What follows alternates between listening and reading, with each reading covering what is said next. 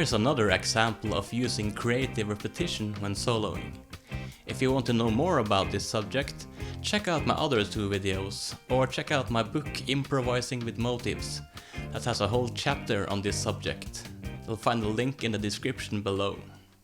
Now let's take a look at this example. At first I played this lick, or motive if you will. Then I started to repeat part of it. First I repeated the first 2-note part of the motive. As you noticed, I also repeated this single note and the last 2-note part of the motive as well.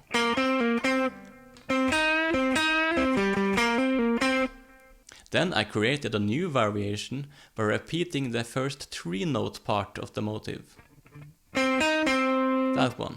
Here I'm not using the same rhythm as the original, but keeping everything 8 notes. If I repeat the first 3-note part, I get this.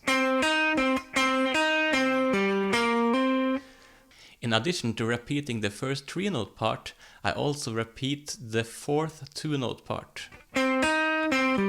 That one.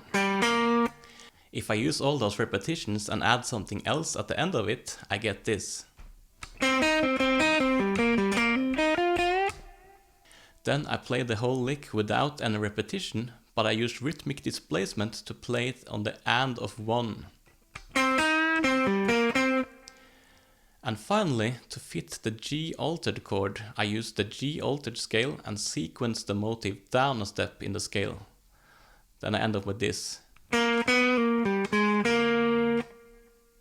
If I put those 2 together and add something else at the end of it, I get this.